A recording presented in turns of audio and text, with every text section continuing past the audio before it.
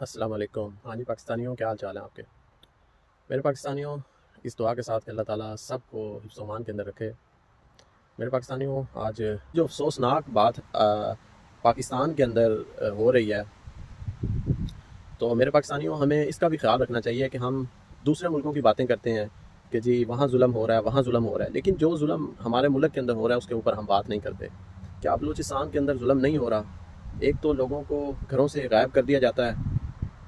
यार हम सारे कमज़ोर लोग हैं, ताकतवर ऐसे ही करते हैं, लेकिन कम से कम यार हम बात तो कर सकते हैं। हम लोग बात करते हुए भी डरते हैं। तो मैं भी आपके सामने बात कर रहा हूँ, ज़ाहिर बात है हम सब डर के बात करते हैं, खुल के बात नहीं करते, लेकिन कम से कम यार डरते डरते ही बात तो करें, गुजारिश तो करें, उनसे अर्ज़ तो करें कि छोड़ दें ये तरीक़ाकार। आपके पास अगर केसेस हैं, लोगों को अदालतों में पेश करें। अगर आपको अदालतों पे एतबार नहीं है तो अपने कानून को दुरुस्त करें, लेकिन इस तरह लोगों के ऊपर जुल्म ना करें।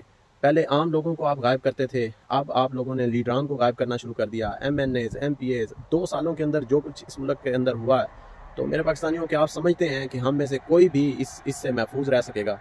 तो मेरे पाकिस्तानियों, मेरा नहीं ख्याल कि हम में से कोई भी इससे महफूज रह सकेगा। तो इसलिए बात ज़रूर करें इस इशू के ऊपर। मंडी बहाउद्दीन से MNA हैं, दूसरी दफ़ा वो MNA मुंतखब हुए हैं और बग़ैर किसी इलेक्शन कैंपेन के मुंतखब हुए हैं। मैं नहीं कहता कि वो बहुत पारसा होंगे, उन्होंने उनके ऊपर कोई जो उन्होंने करप्शन का पहले इल्ज़ाम लगा के 1 हफ़्ता के लिए उनको बंद किए रखा, तो अब उनके अगवा के बाद ये बात तो ज़ाहिर हो गई कि आप उनके ऊपर करप्शन का कोई इल्ज़ाम साबित नहीं कर सकते थे, इसलिए आपने उनको अगवा कर लिया या करवा दिया है, जो कुछ भी हुआ। तो मंडी बहाउद्दीन के मेरे लोगों से गुजारिश है कि कम अज़ कम आपका यार MNA गायब हो गया है, उसको उठा लिया गया है, उसके ऊपर कम अज़ कम आप बात तो करें।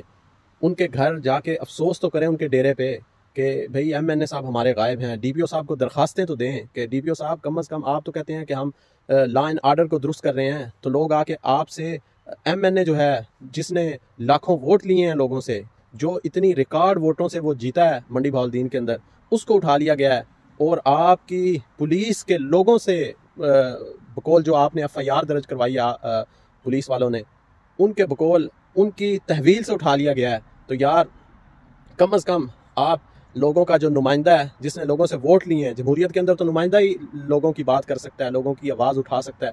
तो जब आपने हमारा नुमाइंदा ही गायब कर दिया है, तो आप किस मुंह से आप कहते हैं कि मैं इलाके में अमन अमान कायम कर दूंगा और मैं ये कर दूंगा? आपकी वो सारी बातें, और सिटी का वो MNA है। मंडी बहाउद्दीन के लोगों से गुजारिश है, आप लोग भी बड़ी बड़ी बातें करते हैं यार, कम अज़ कम जाके उनके डेरे पे अफसोस तो कर लें।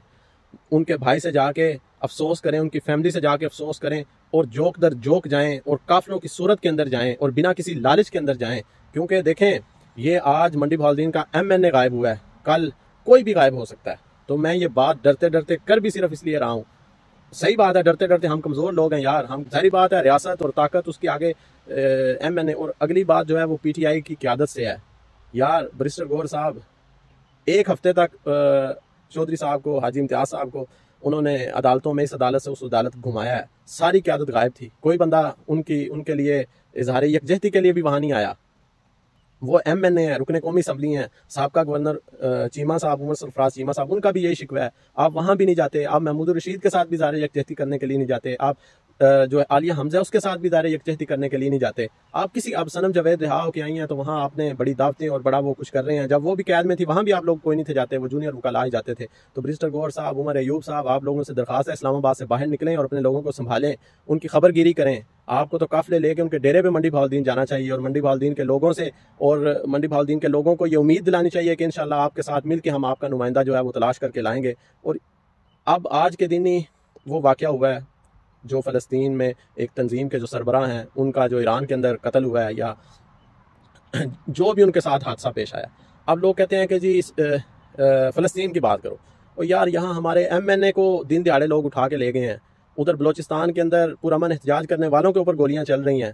तो मतलब मसाइल हमारे अपने नहीं ख़त्म होते, आपने दूसरों की क्या बात करनी है? दूसरों के लिए आपने क्या आवाज़ उठानी है? और दूसरों के लिए आप किसी ने क्या यहाँ खड़ा होना है? तो पहले अपने MNA, अपने नुमाइंदगान को तलाश कर लो, फिर जो है ये बड़ी बड़ी बातें करना कि हम ये कर देंगे। वह आप कुछ नहीं कर दोगे यार। ताकतवर के सामने आप हिसाब लगाएं कि इस ताकत के सामने नहीं आप बोल सकते, तो वो जो ताकत ही, वो तो बड़ी कोई और ताकत है।